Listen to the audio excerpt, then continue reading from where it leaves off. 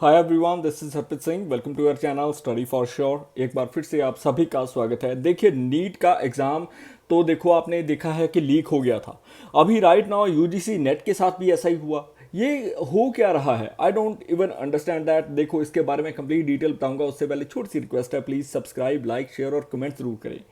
अभी के लिए आपको ये समझना होगा कि 9 जून को एक पेपर लिया जाता है जिसको कि नीट बोलते हैं, जो कि मेडिकल एग्जामिनेशन है, वो तो लीक हो गया था।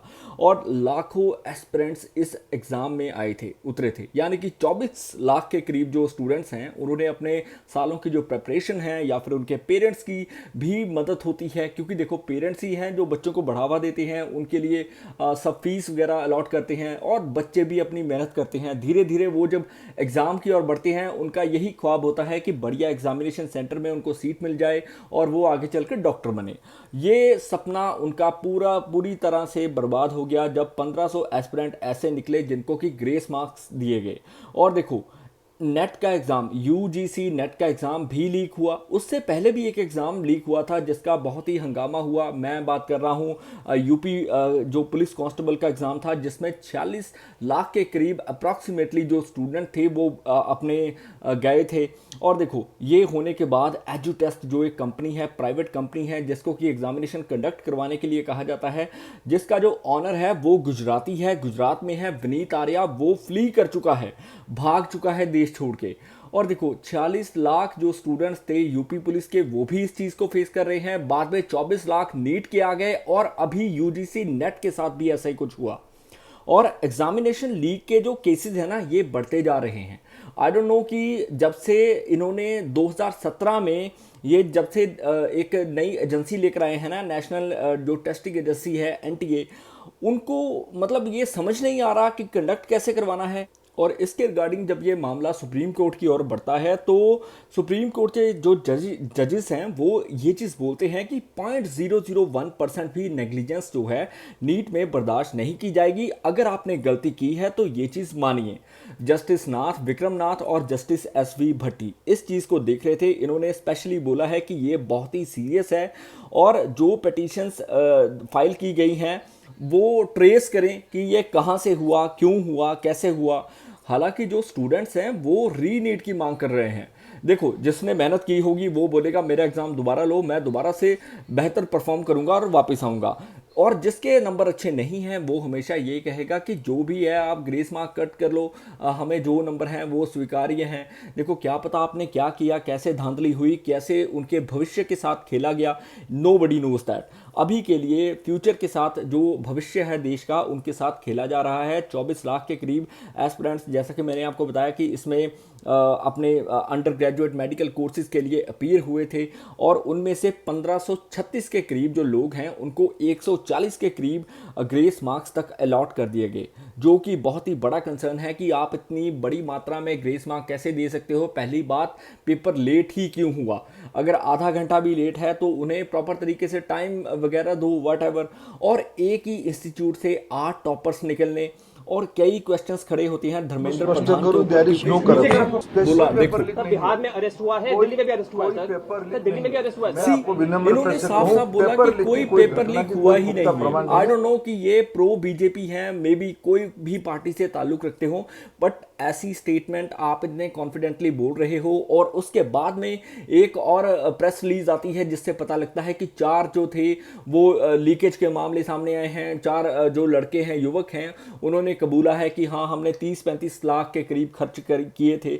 अभी क्वेश्चंस खड़े होते हैं एनटीए के ऊपर, नेशनल टेस्टिंग एजेंसी के ऊपर, जो कि ऑटोनोमस एजेंसी है, जिसको स्पेशली इसी के ऊपर डिज़ाइन किया गया है कि कैसे ये जो एग्जामिनेशंस हैं ये नेशनल लेवल पर कंडक्ट करवाने हैं। 2017 से ये काम कर रही है, but I don't think so कि इसमें इतनी एनोमलीज होंगी, क्योंकि देखो, इस पर क्वेश्चंस खड़े होते हैं गवर्नमेंट के ऊपर।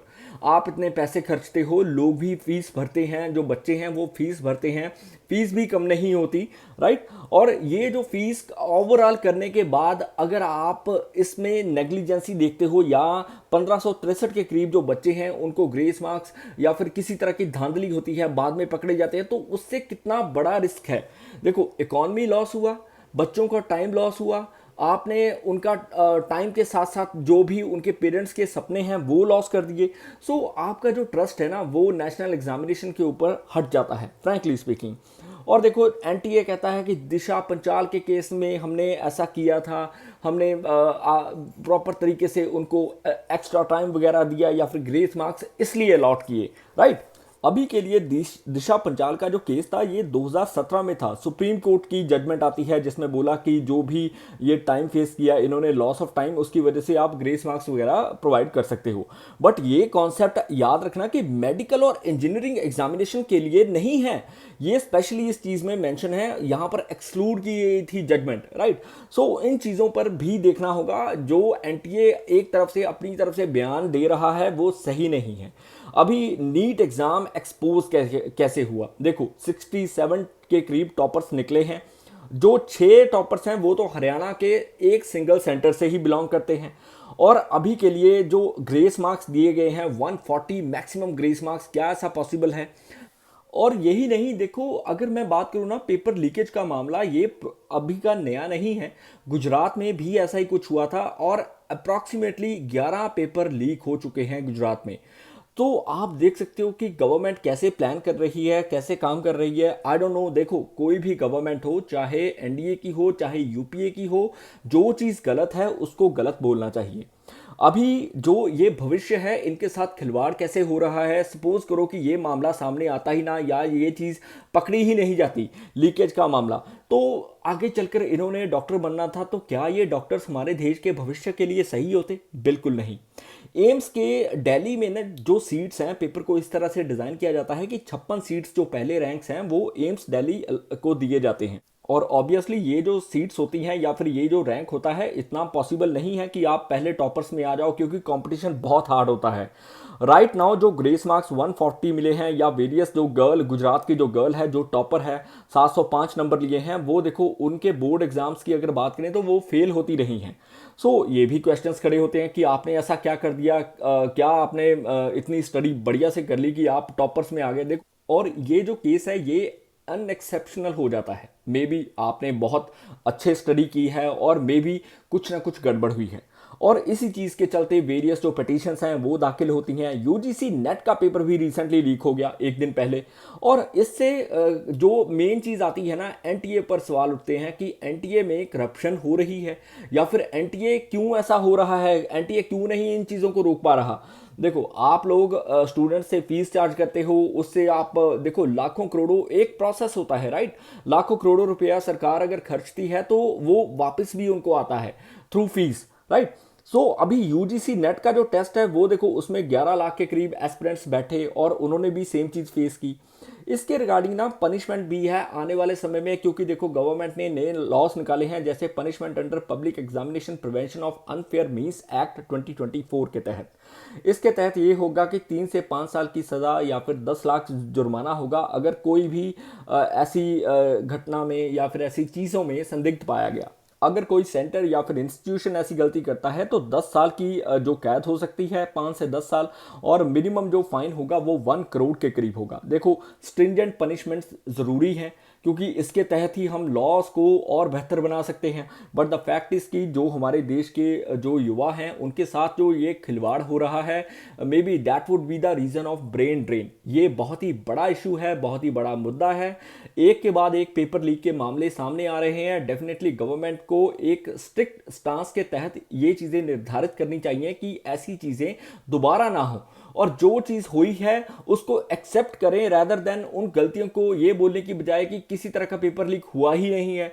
सो ये क्वेश्चंस खड़े करती हैं एजुकेशन मिनिस्टर पर। ये था आज का आर्टिकल। आई होप आपको क्लियर होगी एवरीथिंग, और नेक्स्ट कोई भी अपडेट आती है आपके लिए लेकर आऊंगा। Till then please like, subscribe, share और comment. May you have a successful day ahead. Jai Hind.